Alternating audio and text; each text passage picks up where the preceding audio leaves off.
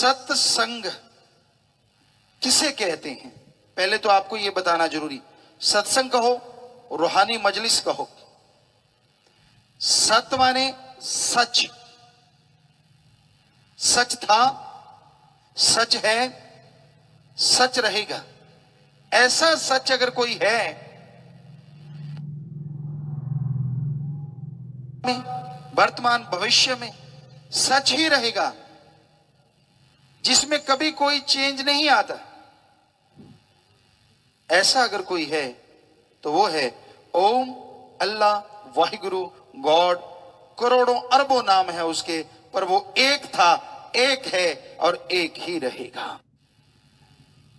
और काग को सफेद रंग से पूत दो, वो कर्कश आवाज नहीं त्यागेगा।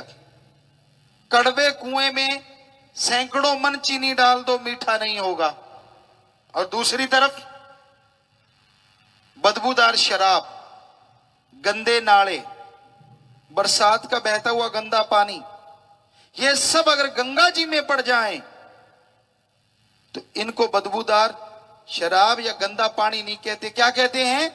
गंगा जल ही कहते हैं, पवित्र हो जाता है। सो संग का रंग लाजमी चढ़ता है, इसमें कोई दो राय नहीं। आप जुआ नहीं खेलते, लेकिन जुएबाज के पास बैठोगे, धीरे धीरे आपका मन कराएगा यार थोड़े से तू भी लगा के देख ले, क्या पता भाग्य खुल जाए। नशा करने वाले के पास बैठोगे, उनकी बातें बड़ी अजीब होती हैं। वो कभी नहीं कहते कि नशा बुरा होता है।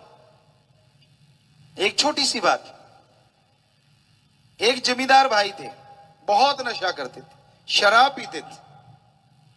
उनका भतीजा आया, कहने लगा ताऊ मुझे जुकाम है, बहुत नजला चल रहा है, क्या करूं? कहने लगा बेटा 2 पैग मार, नजला उड़ जाएगा। देखो कौन सी दवाई है ये। भतीजा हंस के कहने लगा ताऊ कभी शराब पीने से भी नजले उड़े हैं, जुकाम उड़ा है?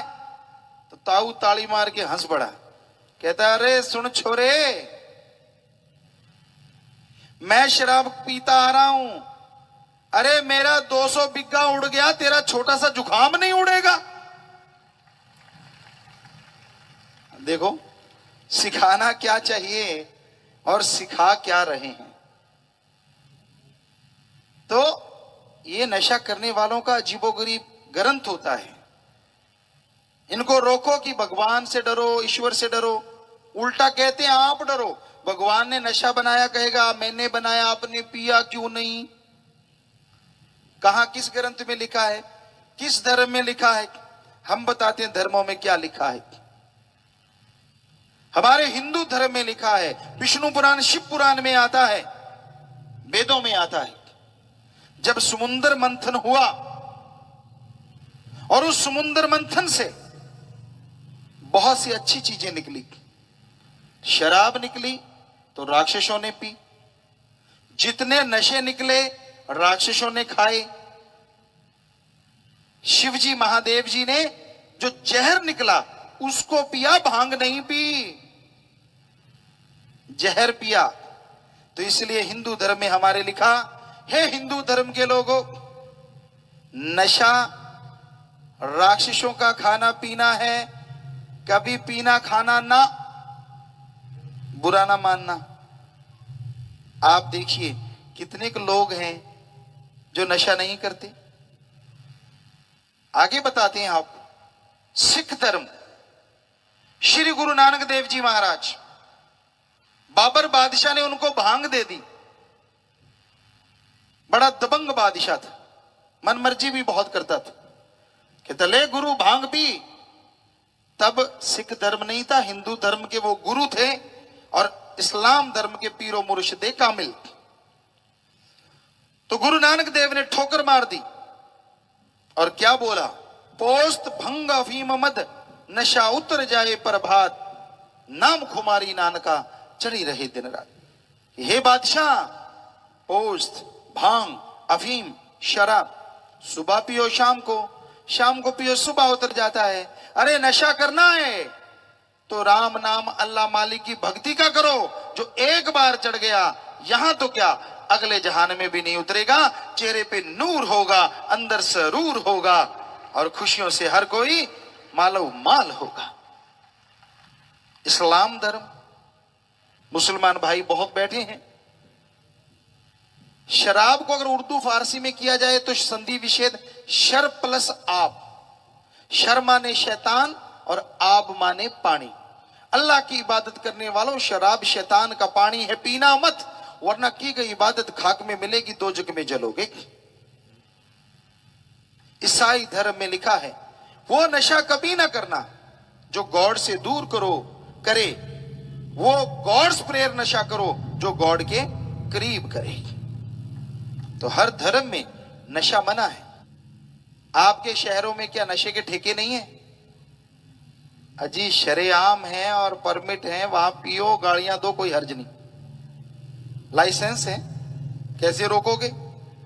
और वहां पीने वाले कौन है? क्या आप में से कोई आदमी है? सिर्फ आदमी है? कोई आदमी? सिर्फ आदमी नहीं है, हर आदमी के साथ सरनेम है। कोई लाल है, कोई सिंह है, कोई कुमार है, कोई रहीम है, कोई कुछ। मतलब आप सिर्फ आदमी नहीं है, आपके साथ धर्म जुड़ा हुआ है। तो फिर हमें यह बताइए, आप सभी धर्मों के लोग, जब आपका कोई धर्म है और हर धर्म कह रहा है नशा नहीं करना चाहिए, तो आप नशा करते क्यों हैं? है कोई जवाब? और यहां आप रहते हैं, वहां नशे की दुकानें क्यों हैं? जब हर धर्म कह रहा है कि अगर आप धर्म के नाम लगाते हो, आप हिंदू हो, मुस्लिम हो, सिख हो, ईसाई हो, आप नशा नहीं कर सकते, तो आप यहां रहते हैं, वहां फिर नशे की दुकानें होनी ही नहीं चाहिए। सभी धर्मों के लोग नशा नहीं करते, यह भी सच है, और सभी धर्मों के लोग नशा करते हैं, यह भी सच है। हकीकत, कोई शरेआम करते हैं तो कोई चुपके बेडरूम में चुपके करते हैं। तो धर्मों में तो बना है भाई। फिर बताओ आपका धर्म कौन सा है? सोचिए जरा, है कोई आपका धर्म?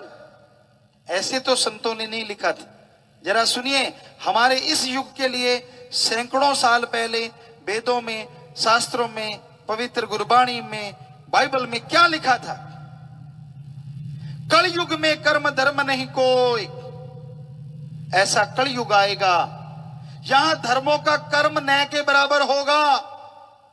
लोग धर्म का नकाब पहन के धर्म के कर्मों की धज्जियां उड़ाएंगे।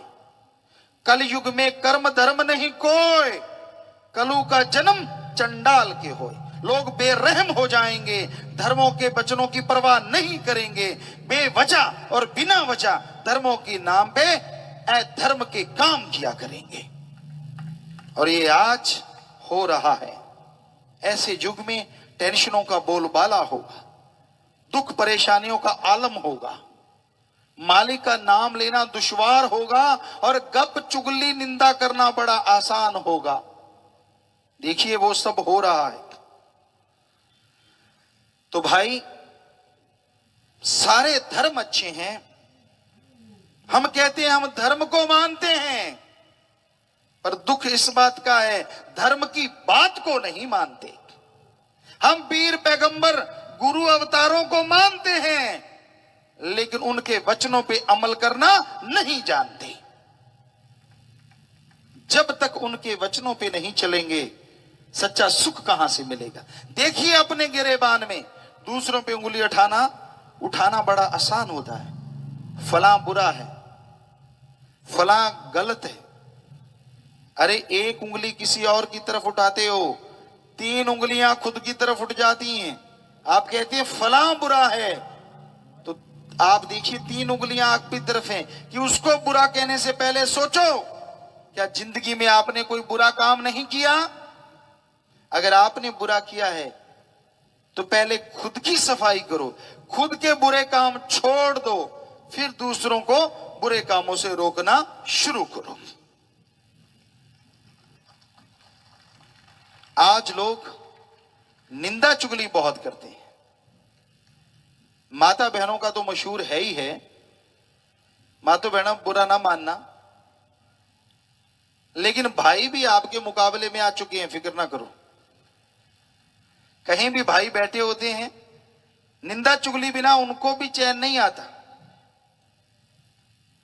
हम एक बार स्कूल कॉलेज में गए, बहुत सी लड़कियां बैठी थी स्कूल की कॉलेज की, तो राम नाम की चर्चा चलते चलते कहने लगी, पिताजी गुरुजी आप हमसे एक बुरी आदत छुड़वा दो हमारी। हमने कहा बेटा सोच लो। कहते जी छुड़वा दो। हमने कहा ठीक है, चुगली निंदा ना करना।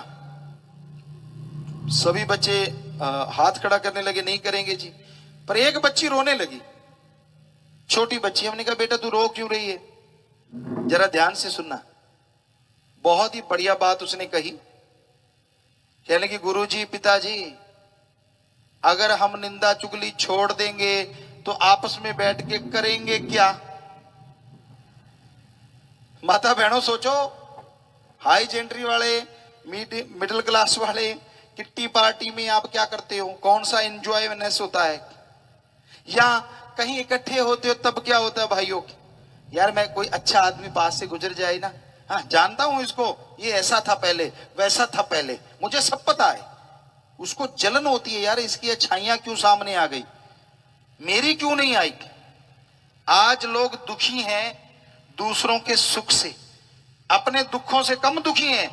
पड़ोसी ज्यादा सुखी क्यों है, इस बात का झगड़ा घर में ज्यादा रहता है। तेरे पास तो टूटा स्कूटर है, वो कार ले गया। तो भाई चुगली निंदा समाज को खोखला करती है। नशा करते हैं तो बर्बादी का घर, पर कुछ देर के लिए नशा आता है। पर जो आप चुगली निंदा करते हैं इसमें कौन सा नशा आता है। कई तो बड़े बाजू चढ़ा चढ़ा के बातें करते हैं और सुनने वाला और जोश दिलवाता है, हाँ बहन फिर क्या हुआ, हाँ भाई जी फिर आगे कैसे था। क्यों जोश दिलवा रहा है उसको, क्योंकि मजा आ रहा है, किसी की निंदा हो रही है। तेरी करके देखो एक दूसरे के सामने, फिर देखना कैसे चित्र परेड शुरू हो जाती है। एक दूसरे के सामने कोई नहीं करता, पीठ के पीछे लेग पुलिंग, निंदा चुगली, एक दूसरे को गिराना।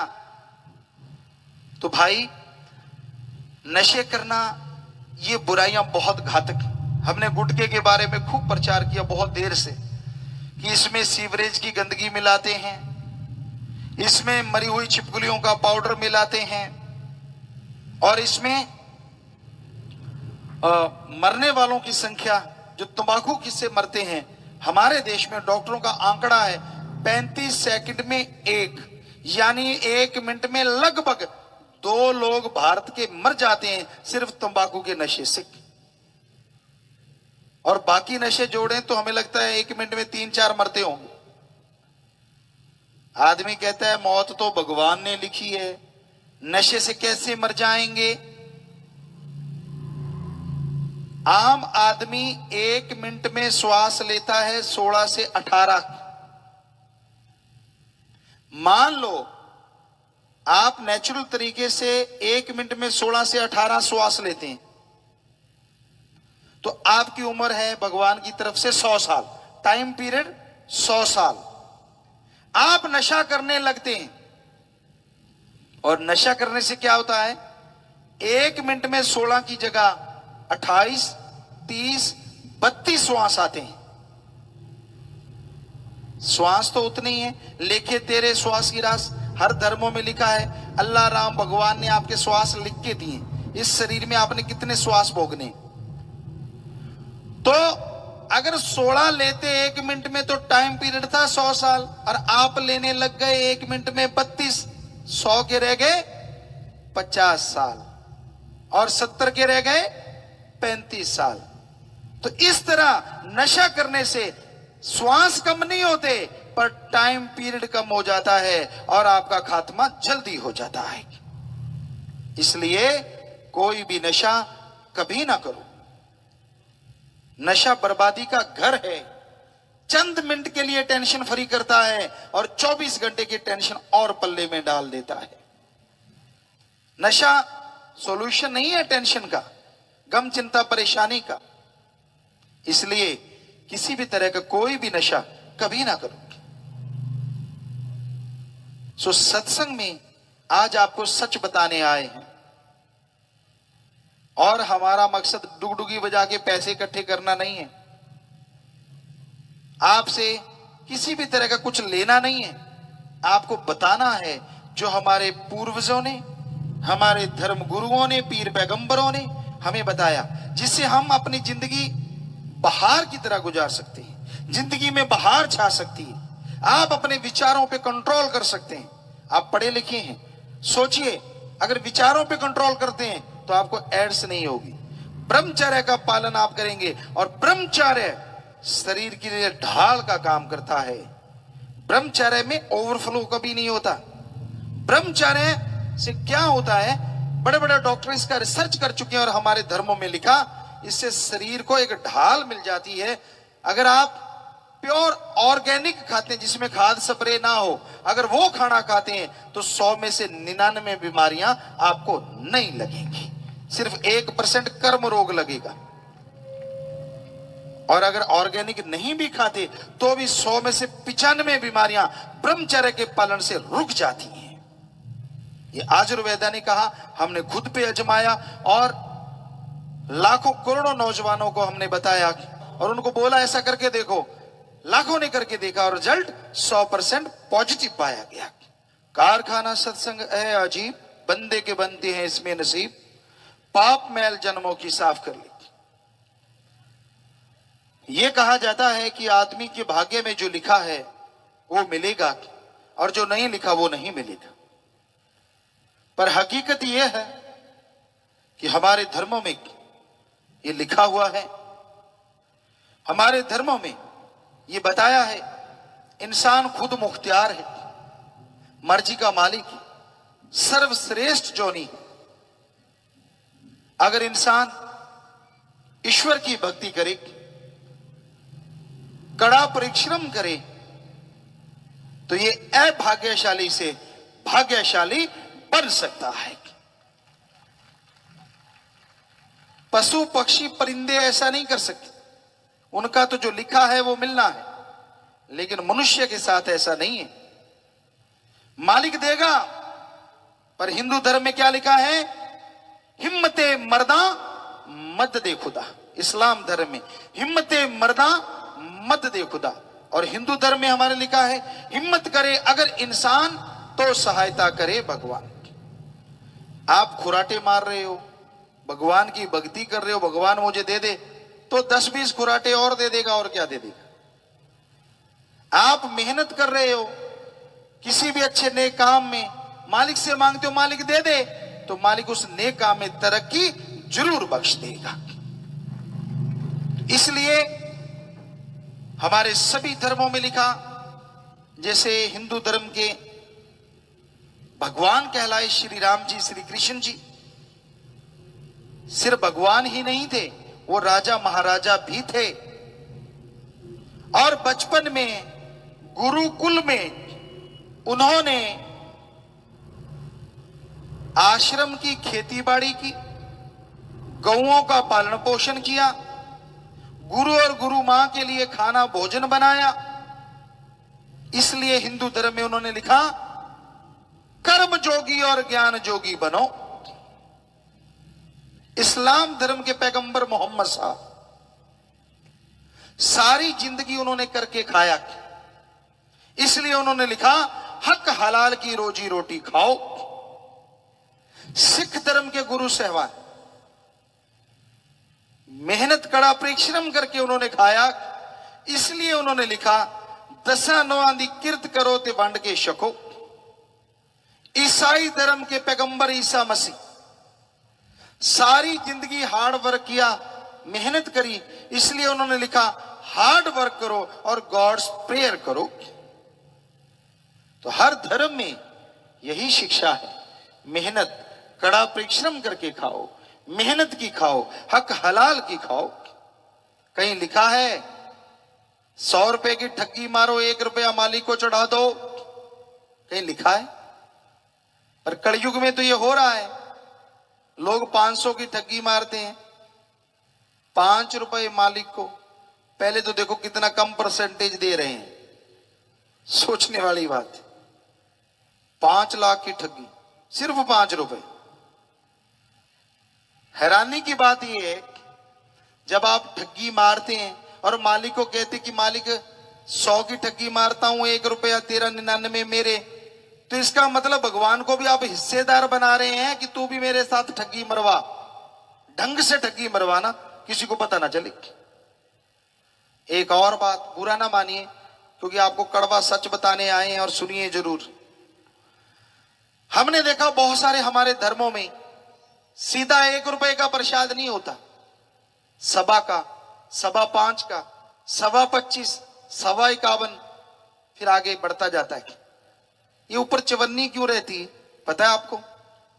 हमने महसूस किया, आपको बताते कैसे। अब सवा 25 का प्रसाद लेके जाते हैं,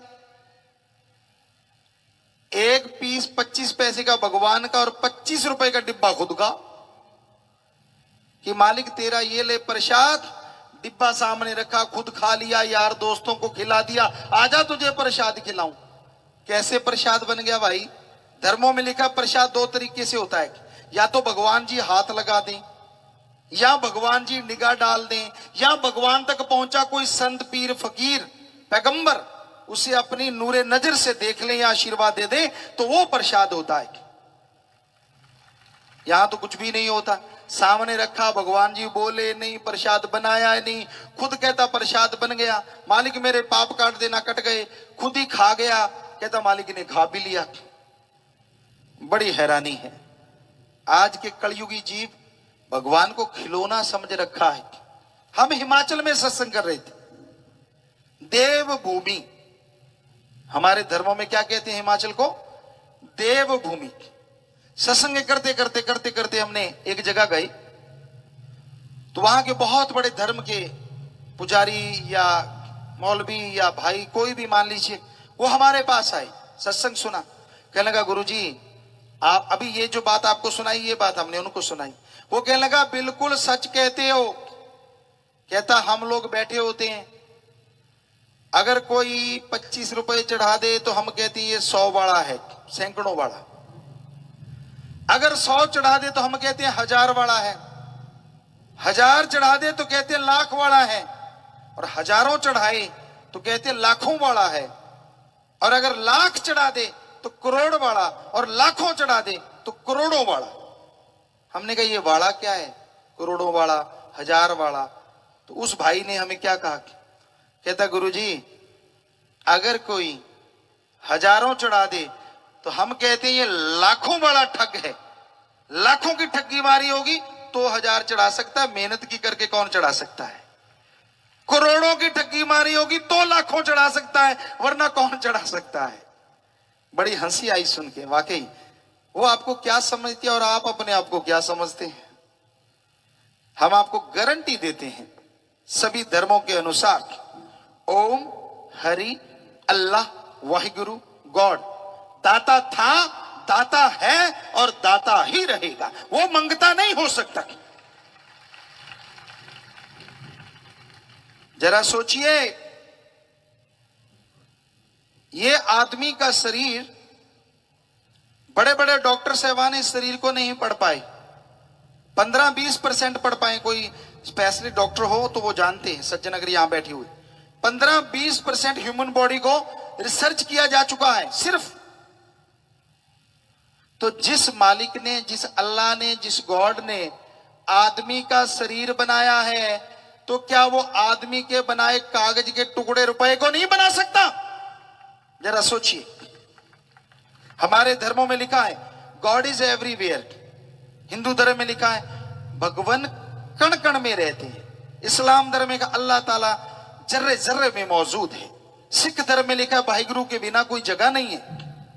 जरा सोचो, मालिक को अगर पैसे की भूख है या पैसे से वो खुश होता है तो हमारे मैले कुचैले नोट क्यों लेगा?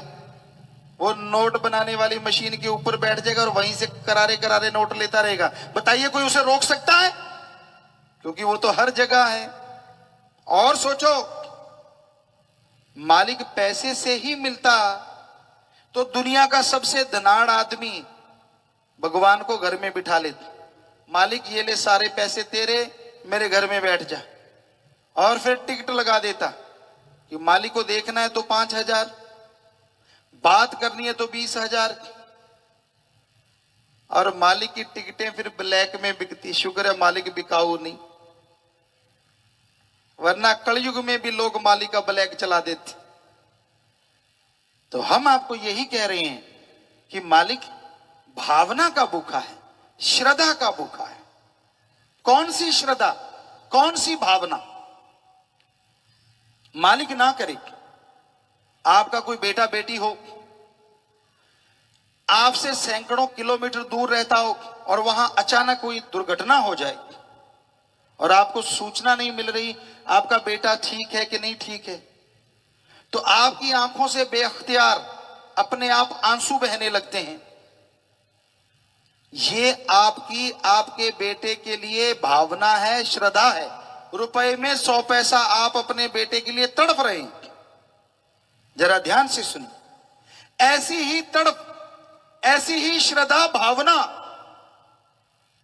भगवान के लिए आप 15-20% अपने अंदर पैदा कर लो, गारंटी हम देते हैं उसकी दया में रहमत से आप माला माल जरूर हो जाओगे, दर्श दीदार कर पाओगे। इसे कहते हैं भावना, इसे कहते हैं श्रद्धा। नोटों की श्रद्धा तो आदमी की चलाई हुई है। आजकल तो श्रद्धा, तेरी श्रद्धा है चढ़ा दे, क्या चढ़ा दे? श्रद्धा भी कोई चढ़ा सकता है, पर आज श्रद्धा का दूसरा नाम है माया रानी। कहीं भी जाओ, किधर भी जाओ, यही हाल है। जबकि मालिक कभी किसी से कुछ नहीं लेते। सच कहते हैं आपको, अरे मालिक कुछ लेते होते तो हम आपको सीधा सीधा बता देते कि भाई 100 रुपया दो, 50 हम रखेंगे, 50 मालिक को देंगे, 50-50। पर इधर तो 100% ही हमने खाना होता है। तो इसलिए मालिक का नाम क्यों लिया जाए? हाँ, आप दान कर सकते हैं। अगर आप दान करना चाहें, हम आपको तरीका बताते धर्मों का। कोई भूख से तड़प रहा जीव जंतु आदमी, उसको खाना खिला दो, यह है सच्चा दान। प्यास से कोई व्याकुल मर रहा हो, उसे पानी पिला दो, यह है सच्चा दान। अपने धन से आर्थिक तौर पे कोई कमजोर कर्मों का मारा बीमार है, व्याकुल बेचैन मर रहा है, उसका इलाज करवा दो, यह है सच्चा दान। अरे जीते जी खून दान करो, मरने के बाद आंखें दान, शरीर दान करो, जीते जी विद्या दान करो, यह है सच्चा दान। और हम आपको गारंटी देते हैं बदले में भगवान आपको खुशियां अल्लाह राम जरूर बख्शेंगे। पर आज इस तरफ तो लोगों का ध्यान ही नहीं है। नौजवानों, बुरा ना मानना, बाइक पे जाते हैं, सिक्के को निकालते हैं, यूं चढ़ाया होता है, भगवान की कोई जगह आ गई, अल्लाह की कोई जगह आ गई, सिक्के को यूं टॉस की तरह फेंक देते, ले भगवान बाय, मारा झटका, हाय, हवा हो जाते हैं। अरे भाई, ये मालिक लोगन राम खिलौना जाना। कैसे? बुजुर्गों बहुत सारे बैठे हो, जिनके पोते होंगे, छोटे छोटे बच्चे जिनके, जब आप उनसे काम लेते हो, ज्यादातर हमने बहुत लोगों को देखा है, बच्चा कई बार तो काम कर देता है, कई बार अड़ जाता है, मैं नहीं करता, तो गांव में कहते हैं ये ले गुड़ की डली। और आजकल आधुनिक युग है तो चॉकलेट दूंगा, टॉफी दूंगा, बच्चा काम कर देता, आदत पड़ जाती। तो क्या आपने भगवान को बच्चा नहीं समझ रखा? जब जरूरत पड़ती है, भगवान जी मेरा काम कर देना, तुझे मैं 100 चढ़ाऊंगा, 1000 चढ़ाऊंगा, लाख चढ़ाऊंगा। बच्चा समझ रखा है मालिक को। अरे जिसने सारी नियामतें बनाई हैं, उसे तू क्या दे सकता है? वो देने वाला है, मांगने का कायदा आना चाहिए। वो इतना देता है, झोलियां दामन छोटे रह जाते हैं, उसका रहमो करम मूसलाधार बरसता चला जाता है। मांगने का तरीका, कायदा होना चाहिए। भावना से, श्रद्धा से मांगिए। सो ये मालिक के बारे में आपको बताया कि आज के दौर में क्या हो रहा है। लोग ठगी मारते हैं, बेईमानी, भ्रष्टाचार किसी भी धर्म में अलाउड नहीं है। लेकिन क्या किया जाए, अपने शरीर के लिए, अपनी औलाद के लिए, उनका वास्ता देते हुए, ऐशो आराम के लिए ये सब चल रहा है। कबीर जी ने लिखा, माया होई नागणी और जगतर ही डहकाए, जो इसकी सेवा करे ये उसको ही है खाए। पाप जुल्म की कमाई जब आती है ना, घर से प्यार, तंदुरुस्ती, आपसी भाईचारा और अंदर की खुशियां ले जाती है। कईयों की तो नींद भी अपनी नींद नहीं होती, नींद भी किराए की, इंजेक्शन लगाया तो खुराटे, वरना नींद नहीं आती। आपस में प्यार नहीं होता, कईयों के आगे औलाद नहीं होती, बड़े बड़े बंगले महल सुने रह जाते हैं बाद में। हमने बिल्कुल अपनी आंखों से देखा है। ऐसा होते तो भाई वो कबीर जी के वचन सच हैं कि पाप जुल्म की कमाई कभी ना करो।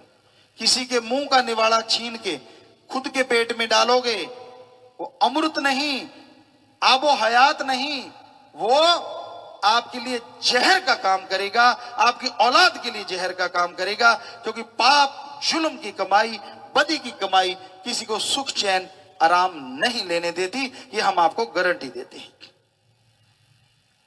कईयों को होता नहीं गुरुजी आपको पता नहीं है, यहां तो पाप जुल्म की कमाई करने वाले हवा में उड़ते हैं, विदेशों में मजे लेते हैं। अरे आपको क्या पता वो कितना मजा लेते हैं और कितने परेशान रहते हैं। बिना वजह की बीमारियां हैं, अल्ट्रासाउंड में कुछ नहीं आता, एक्सरे में कुछ नहीं आता, पर रात को नींद और दिन को चैन नहीं आता। ऐसी ऐसी बीमारियां हैं जिसका कोई नाम ही नहीं है।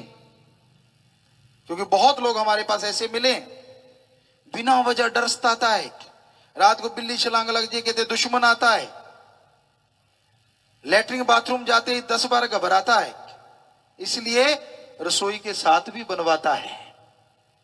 खाते खाते वहीं जाएं, बनाते बनाते वहीं जाएं। तो बुरा ना मानिए, कहीं भी बनाइए, हमें इससे कोई दिक्कत नहीं है। पर हम तो वैसे एक आपको बात बताते हैं कि जो जिनका हाल ऐसा होता है, जो लोगों का हक मार के खाते हैं, उनको कभी चैन नसीब नहीं होता।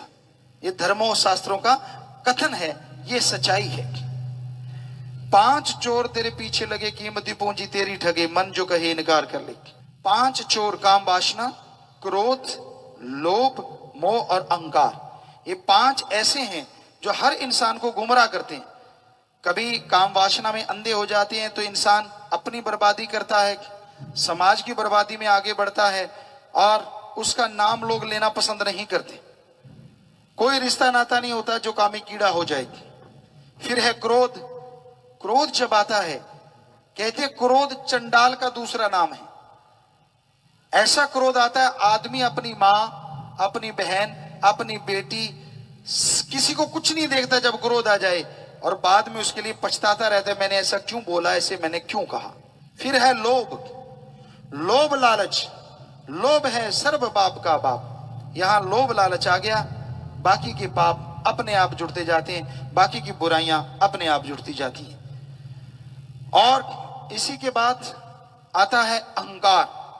किसी को धर्म का, किसी को पैसे का, किसी को बच्चों का, किसी को शरीर का, किसी को औलाद का, किसी को मन का सूक्ष्म अहंकार कि मैं जैसा हूं वैसा कोई दूसरा है ही नहीं, बाहर नहीं बोलता लेकिन अंदर रहता है। तो ये अहंकार को मार पड़ती है। अहंकार नहीं करना चाहिए। रावण से बढ़ के आपके पास कुछ भी नहीं। बहुत शूरवीर था वो, बहुत योद्धा था, बहुत बड़ा साइंटिस्ट था, एटम परमाणु उसके कंधे पे रहता था, चारों वेदों का टीकाकार पंडित, यहां से मर्जी पूछ लो, वेद शास्त्र का दोहा बोल के उसकी व्याख्या कर देता था। बहुत बड़ा साइंटिस्ट, एटम परमाणु कंधे पे, जब चाहे बरसात करवा लेता था।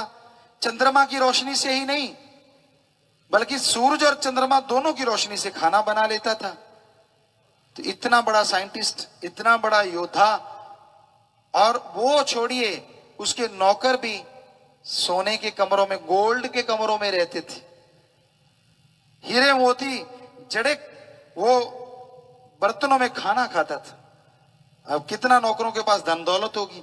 उसने एक ही बात की, अहंकार किया कि मौत मेरा कुछ नहीं बिगाड़ सकती। उसने सीता जी को उठाया अहंकार में, तो 1 लख पूत 1.25 लख नाती, तै रावण घर दिया ना बाती। तो आप किस बात का अहंकार करते हैं? क्या है उससे ज्यादा आपके पास? सफल क्लोन ज्ञाता भी था, जो साइंटिस्ट हैं उनके लिए बता दें। लोग कहते हैं रावण के लाख बेटे कैसे थे, वो सफल क्लोन ज्ञाता था। रामायण में, क्योंकि हमने विज्ञान के दृष्टिकोण से धर्म को पढ़ा है, रामायण में एक जगह पे आते हैं कि सुग्रीव जी और हनुमान जी आके श्री राम जी को कहते हैं कि हम रावण के जितने बच्चों को मारते हैं अगले दिन जिंदा होके आ जाते हैं। तो श्री राम जी मुस्कुरा के कहते हैं नहीं, वो जिंदा नहीं होते, पर रावण के सारे बच्चे ज्यादातर एक जैसे ही, एक जैसे क्लोन हो सकते हैं, बाकी नहीं। वो मायावी मतलब क्लोन, तो उसके खुद के तो 3 या 5 ही बच्चे थे, बाकी सब क्लोन से बेटे नहीं बनाए, उनके भी आगे बेटे थे, यानी 1.25 लाख। तो इतना बड़ा साइंटिस्ट था। तो आपके पास ऐसा क्या है जो उससे ज्यादा जो आप अहंकार करते हैं? उसने अहंकार किया, वो उसका खात्मा हुआ, एक कोई बचा नहीं घर में दिया बत्ती वाला। तो इसलिए अहंकार भी बुरी बला है। फिर है मन। आप बैठे कहीं और हो, सोच कुछ और रहे हो, दिखते कुछ और हो, करते कुछ और हो, ये मन का काम है। मन जैसी स्पीड ना हवा की ना प्रकाश की। सेकंड के 100वें हिस्से में आसमान में ले जाएगा और अगले हिस्से में पाताल में ले जाएगा। इससे ज्यादा स्पीड अगर किसी की है तो वो है आत्मा की और रूह की। अगर वो भक्ति इबादत से जाग जाए तो वो खंडों ब्रह्मांडों को पार करके इसी टाइम में एक श्वास में त्रिलोकी से पार हो सकती है और मालिक के नजारे रूहानी लूट सकती है। पर आप आत्मा को तो कुछ खिलाते ही नहीं। खान पान, बोलचाल, रहन सहन सब मन का है। आत्मा की खुराक भगवान अल्लाह मालिक की भक्ति इबादत है, और वो आपको अलूणी सिल बिना नमक मिर्च के बकबका खाने का सामान लगता है। तो इसलिए भाई मालिक की भक्ति करो, आत्मा की स्पीड बढ़े और आपके गम चिंता दुख परेशानियां पल में दूर होते चले जाएं और आप अपने विचारों पे काबू पाना सीख जाएं और सदा सुखी रहें। आगे आया जी, कर्म कांड ना काम आए, काल दायरे से ना छूट पाए, मिलती ना मुक्ति पाए तरले। कैसा भी कर्म कांड, दिखावा मालिक को खुश नहीं कर सकते। कोई आदमी कहे इस तरह के कपड़े पहन लो, मालिक मिल जाएगा, फिर तो काम ही बड़ा आसान है। सारा दिन बुरे कर्म करते रहो, उस रंग के कपड़े पहन लो, मालिक मिल गया। और जब मालिक को घर से भेजना कपड़े बदल लो, मालिक ये जाओ वो जा। ऐसा तो नहीं। कई सज्जन कहते हैं एक डुबकी लगाओ, डुबकी लगाने से पाप धुल जाते हैं। हम आपको बताएंगे सभी धर्मों में तीर्थ स्थान किस लिए बने हैं, वो बाद में बताएंगे। पहले आपको ये बता दें, क्या वाकई एक डुबकी लगाने से सारे पाप धुल सकते हैं? फिर तो भाई यहां तीर्थ स्थान है, वहां के लोगों के तो मजे बन जाए। सारा दिन सुबह से लेके शाम तक पाप किए, ठगी की, मारा काटी, सब कुछ किया, और शाम को एक डुबकी लगाई, पाप धुल गए। अगले दिन फिर शुरू हो गए, शाम को फिर डुबकी लगाई, फिर साफ। ये तो बड़ा आसान काम हो गया। ये सही नहीं है। डुबकी लगाने से सिर्फ शरीर की मैल नहीं उतरती, आत्मा की तो कहां से उतरेगी। और अब आपको बताते हैं धर्म स्थान बने क्यों हैं, जो धार्मिक तीर्थ स्थान, डुबकी लगाने यहां। और तीर्थ स्थान हमारे सभी धर्मों में इसलिए बने कि आने वाली इंसानियत, मानवता, आदमियत को लोग भूल जाएंगे, इंसान भूल जाएगा।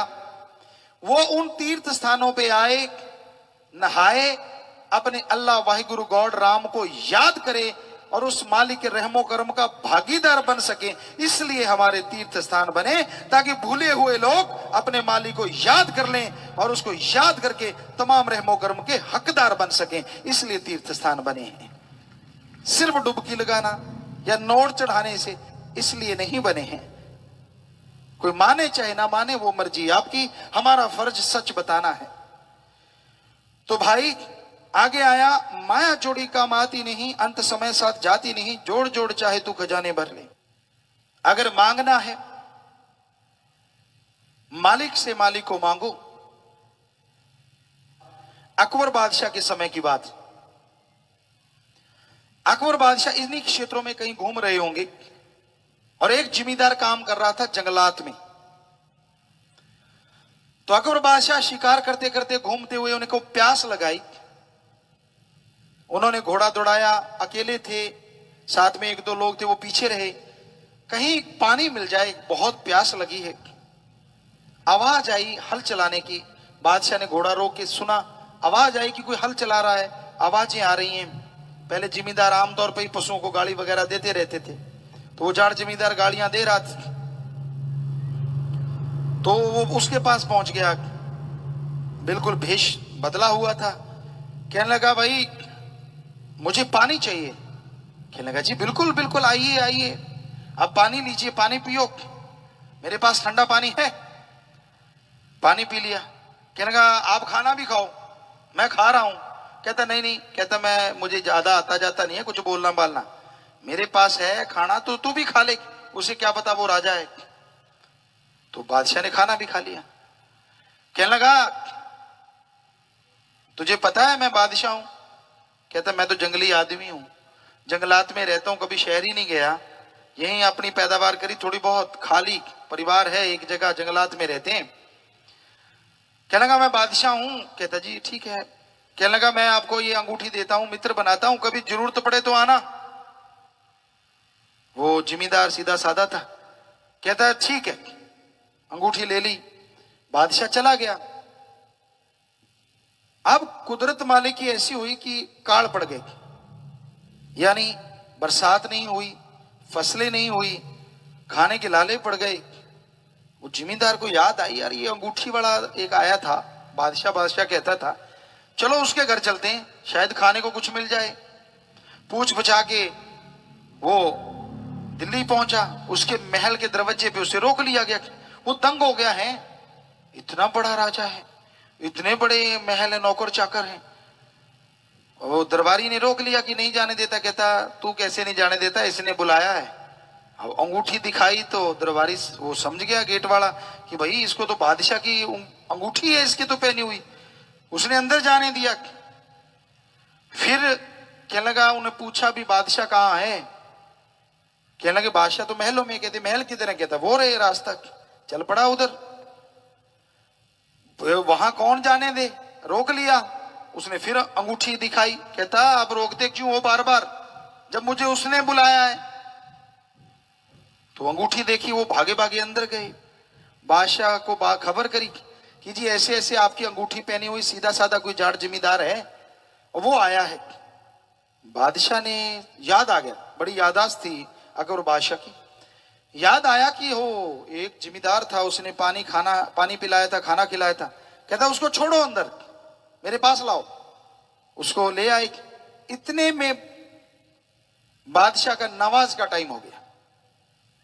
उसने जिम्मेदार को कहा आप 1 मिनट चुप खड़े हो जाओ। कहता जी ठीक है। वो खड़ा हो गया।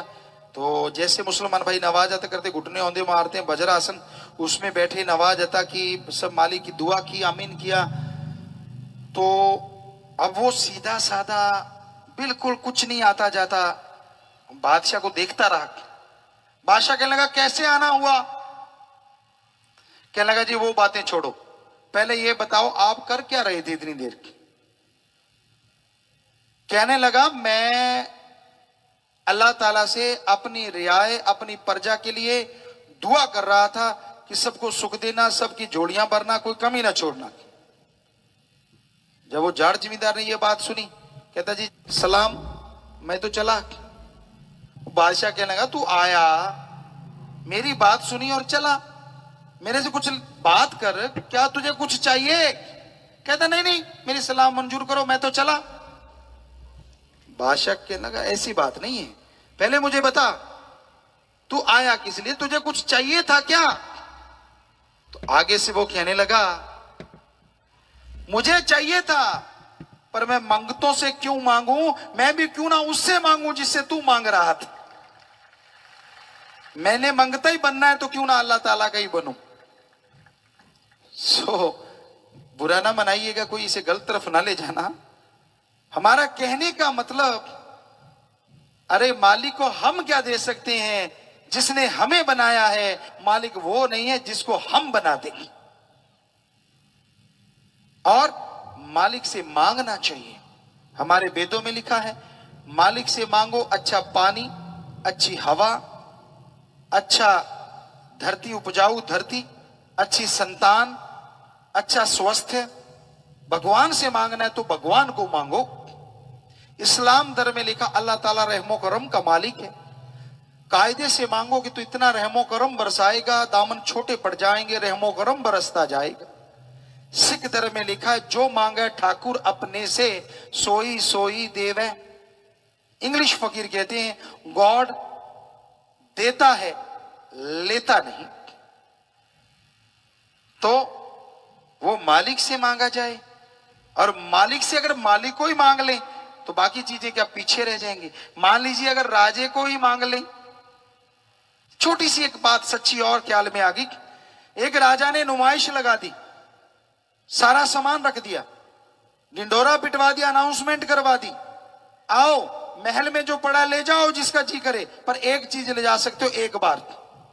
लोग आए, जिनकी आटा नहीं था आटा ले जा रहे, चारपाई नहीं थी चारपाई, घोड़े के शौकीन घोड़ा, हाथी के शौकीन हाथी, समझदार पैसे, उससे समझदार मोती, उससे समझदार सोना, कोई हीरे ले जाने लगे। एक सज्जन आया, कहने लगा बादशाह सलामत, इस ग्राउंड में कोई जो भी चीजें मैं ले जा सकता हूं? कहता बेशक। बादशाह वहां बैठ के कहने लगा, तो उसने बादशाह का हाथ पकड़ लिया, कहता मैंने तो आपको ही ले जाना है। बादशाह ने देखा वाकई मैंने बोला किले के मैदान में जो भी सामान ले जाओ, तो मैं भी तो आ गया उसमें, क्योंकि उसने पूछ लिया पहले कुछ भी ले जा सकता हूं जो ग्राउंड में। कहता हाँ जी। तो बादशाह कहने लगा ठीक है भाई, मैं तो तेरा हो गया। तो आगे से वो आदमी कहने लगा अगर तू मेरा हो गया तो ये लूट क्यों मचा रखी है, सामान भी तो मेरा हो गया, करवा बंद, सारा मेरा। तो वाकई सच है, जिसका बादशाह उसका सारा साजो सामान। तो जिसका भगवान अल्लाह राम, क्या उसको कोई कमी छोड़ेगा मालिक? पर लोग उससे उसको मांगते नहीं, नियामतों में उलझे हुए हैं और नियामतों के दाता को भूल गए। दातों से प्यार है और दाता को भूले बैठे हैं। दातार को याद कीजिए। तो भजन की आखिर में आया, संतों के बचन जो ले मान जी, नाम जपे होए कल्याण जी, कहे शास्त्र नाम जी इतवार कर लो। गुरु, गुरु किसे कहते हैं? गु का मतलब होता है अंधकार और रू का मतलब होता है प्रकाश। दोनों को जोड़े तो बनता है जो अज्ञानता रूपी अंधकार में ज्ञान रूपी दीपक जला दे, वो सच्चा गुरु है। गुरु की पहचान बहुत है। गुरु कभी किसी से झगड़ा नहीं करता करवाता, ये नहीं कहता तेरा धर्म छोटा है इसका धर्म बड़ा है, लड़ाई करवाई और अपना उल्लू सीधा करके चलते बने। ये गुरु का काम नहीं होता। गुरु कभी किसी को बद्दुआ नहीं देता। संत गुरु, संत जहां भी होते हैं और सबकी मांगत खैर, सबों से हमारी दोस्ती नहीं किसी से बैर।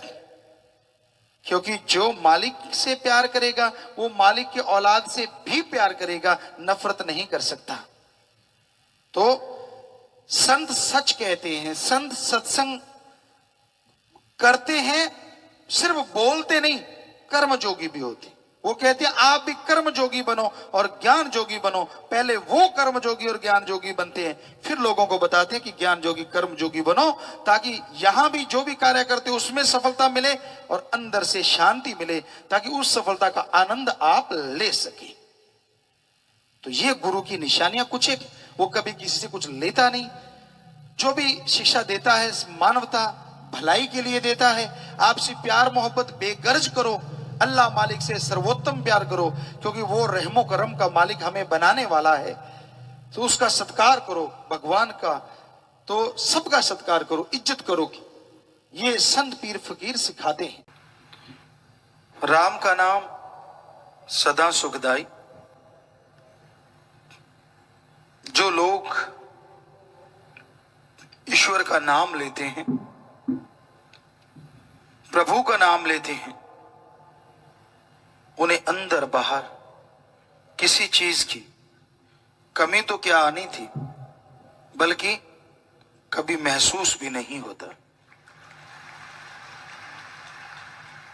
राम नाम एक अलौकिक टॉनिक है। जो भी इसे लेता है वो खंडों ब्रह्मांडों की सैर करता है। इस धरती पे जिंदगी जीने का मजा ही उसे आता है।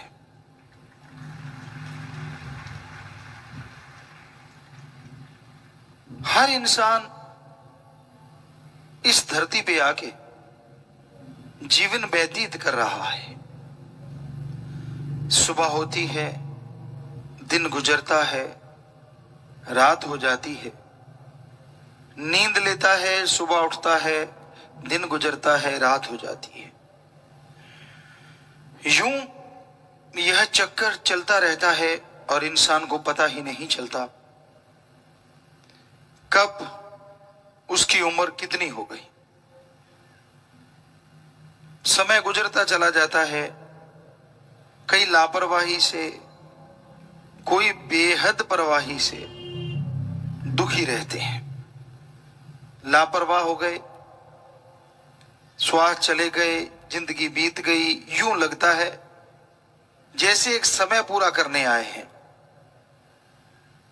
और ज्यादा टेंशन, ज्यादा चिंता, ज्यादा परवाह करना वो भी दुख का कारण है। इंसान जब राम के नाम से जुड़ता है तो उसे पता चलता है कि हां, घंटे, महीने, साल जो गुजर रहे हैं कुल उम्र में से कम हो रहे हैं। एक तो राम नाम का जाप हो जाए ताकि जिंदगी का जो मकसद है, जो कर्तव्य है मनुष्य शरीर का, वो पूरा हो। दूसरा, मनुष्य शरीर के जो कर्तव्य हैं उनका निर्वाह करते जाओ। जो भी रिश्ते नाते आपके हैं उनके प्रति वफादार बनके, उनके प्रति जिम्मेदारी समझते हुए उन्हें पूरे करते चलो। फिर जो दिन गुजरे खुशी से गुजारो। अरे जो दिन आज गुजर रहा है वो आपकी लाइफ में, जिंदगी में दोबारा आने वाला नहीं है। हर दिन आपके लिए कुछ ना कुछ नया है और हर दिन जो गुजर गया वो लौट के आने वाला नहीं है। आप देखिए आपके बचपन के वो दिन आज भी आप याद करते होंगे, क्या वो लौट के आए? नहीं आए। आप जितना मर्जी चाहो, आज भी आपको लगता होगा कितने बेफिक्र होते थे। कोई परवाह नहीं, खाना है तो रो दिए, माँ ने खिला दिया, पहनना है तो माँ जाने, नहाना है तो माता जाने, कोई परवाह नहीं होती थी। पर वो बचपन आपके कहने से या किसी के कहने से जिनका अच्छा गुजरा है वो दोबारा आने वाला नहीं है, और जिनका बुरा गुजरा है वो दोबारा लाना नहीं चाहेंगे और आएगा भी नहीं। तो समय जो गुजरता जा रहा है ये लौट के आने वाला नहीं है, इसलिए समय की कदर करना सीखो। जिंदगी के हर दिन को खुशी खुशी व्यतीत करना सीखो। ईर्ष्या, नफरत, द्वेष, द्वेष, जो ये आपके अंदर भावनाएं हैं ना, इनका त्याग कर दो। ये किसी और को नहीं बल्कि आपको दुखी करती रहती हैं। ये किसी और का नहीं बल्कि आपका ही अकाज करती हैं। आपके अंदर कोई भावना आई, आपके अंदर गलत विचार आए, वो विचार आपको ले डूबते हैं। आप जलते रहते हैं, आप तड़पते रहते हैं, आप बेचैन रहते हैं, व्याकुल रहते हैं, क्योंकि गलत भावना से कुछ फायदा होने वाला नहीं है, नुकसान है। गलत सोच आपके अंदर आ गई, गलत विचार आपके अंदर आ गए, उससे आपकी आत्मा को दुख मिलता है, आपके दिमाग में परेशानियां होती, शरीर को दुख मिलता है। तो इसलिए ईर्ष्या, नफरत, द्वेष त्याग दीजिए। इंसान का जैसा बर्तन होता है वैसा सामान उसमें आता है। सभी बर्तन एक जैसे नहीं होते। अब अगर गिलास कहे कि बाल्टी में पानी ज्यादा क्यों आता है तो सारी उम्र कहता रहे तो क्या गिलास बाल्टी जितना पानी ले लेगा? नहीं ले पाएगा। लेकिन आपका शरीर रूपी गिलास बाल्टी का पानी ले सकता है अगर ईर्ष्या छोड़ के राम का नाम जपो। कहने का मतलब आप किसी को भक्त समझ देंगे, ये तो बहुत बड़ा यार, मैं तो गिलास और वो बाल्टी। तो आप सुमरण कीजिए ना, भक्ति कीजिए, तो आप गिलास से बाल्टी बन सकते हैं, पर दुनिया में गिलास बाल्टी नहीं बन सकता। और बाल्टी गिलास वाला काम नहीं कर सकती, ये भी ध्यान रखा करो। कई बार ऐसा भी होता है, अब बाल्टी से पानी भरी हुई आप पी लोगे क्या मुंह पे लगा के? सवाल ही पैदा नहीं होता। ये उदाहरण किसी और वजह से है। गिलास छोटा, यानी अगर दीनता नम्रता समझते हो तो इसका मतलब ये नहीं है कि आप छोटे हैं, क्योंकि दीनता नम्रता से जितना भगवान खुश होता है उतना बड़ेपन या अहंकार करने से कभी खुश नहीं होता। एक ही उदाहरण को चाहे 10 बार प्रयोग कर लो, 10 बार अलग अलग मीनिंग निकल सकते हैं। तो इसलिए दीनता नम्रता अगर आप में है तो आप भागों वाले हो, नसीबों वाले हो। आजकल अहंकार और गप मारने की आदत लोगों को इतनी पड़ गई है कि चलते चलते छोड़ते रहते, पता नहीं मिलता क्या है। कई तो राम के नाम पे गप मारते हैं, सामने वाला कुछ बोल भी नहीं सकता। गुरु पीर फकीर के नाम पे गप मारते हैं और वो अपनी बेड़ी में बट्टे डालते रहते हैं और मालिक से दूर होते रहते हैं। खुशियां कोसों दूर चली जाती हैं और मिलता क्या है? लोगों की थोड़ी सी बढ़ाई। वाह अच्छा, तुझे ऐसे हुआ, हमें तो नहीं पता था। बस इतनी सी बात के लिए लोग झूठ बोलते हैं, अपनी खुशियां गायब कर लेते हैं अपनी मान बढ़ाई के लिए। जब खुदी का फाना आ जाता है ना, तो खुदा चला जाता है। इसलिए दीनता नम्रता भी जरूरी है, भावना भी जरूरी है। तो छोटा सा आपको उदाहरण दिया, उसके 2 मीनिंग्स निकाले अलग अलग। कहने का मतलब कोई भी बात का कोई भी मीनिंग निकल सकता है, इसलिए जल्दबाजी मत किया करो। कई बार लोग देखते ही नहीं कि हो क्या रहा है, बिना सोचे समझे गलत कदम उठा बैठते हैं, जिसकी वजह से सारी जिंदगी पछताना पड़ता है।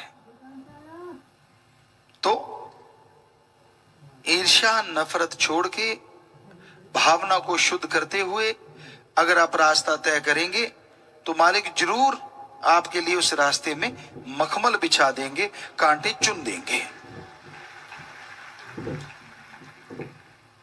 और ये तो कहावत आपको कई बार सुनाई है कि दूसरी की थाली में लड्डू बड़ा नजर आता है, और ये सच है। आजकल के बच्चों को शायद उतना नहीं पता, गांव में रहते उनको पता होगा। हमने बिल्कुल पास बैठ बैठ के ये चीजें देखी हैं। आमतौर पे ये होता था कि पूरे गांव में भाईचारा होता था, शादी होती थी तो वहां मिठाई वगैरह बनती थी और घर घर से लोग दूध लेके जाते थे। मान लो घर में 10 किलो दूध है तो 2 किलो खुद रख लिया, या 5 किलो खुद रख लिया। 5 किलो जिनकी शादी है उनके घर जाके देके आना, फ्री में होता था ये सारा। पर सामने वाला भी फिर ऐसे नहीं करता था, घर में बैठते जाके दूध देने गए और बदले में जब शादी के दिन नजदीक है तो एक चाय की प्याली और एक लड्डू या जलेबी जो भी बनता वो दिया जाता। और वो भी थाली, बड़ी थाली सी होती थी, प्लेटें होती थी पुराने टाइम में, तो वो थाली में लड्डू रख दिया। खाने वाला ये नहीं देखता था कि मेरा कैसा होता, अच्छा यार उसको बड़ा लाके दिया, मुझे छोटा लाके दिया। होते वही हैं, पर कई बार हाथ ऐसे होते हैं बांटने वाले के थोड़ा सा 19-20 का फर्क पड़ जाता है। अब किसी के हाथ इतने बड़े बड़े और किसी के इतने सी हैं, अब जितना उसमें सामान आएगा वैसे ही बनाएगा ना। तो वो जानबूझ के नहीं लाते, वैसे उठाया बीच में से रख दिया। एक किसके पास टाइम होता है, लेकिन खाने वाले के पास टाइम होता है, वो जरूर देखता है, अच्छा उसको तो बड़ा और मेरे छोटा। अगली बार 5 किलो की जगह 2 किलो ही दूध आता है।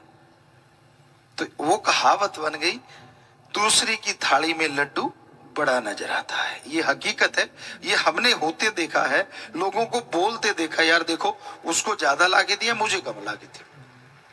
और उससे किसी का पेट नहीं भरता, वो तो एक सत्कार होता है, एक सम्मान होता है। ऐसे ही कई सत्संगी भी होते हैं, क्योंकि हम सेवा में शुरू से आया करते, कईयों को कहते सुना, देखो यार परमपिता जी ने उसको तो कपड़े दे दिए और मुझे छोटा सा टावल, यार मेरे को तो रुमाल ही दिया है।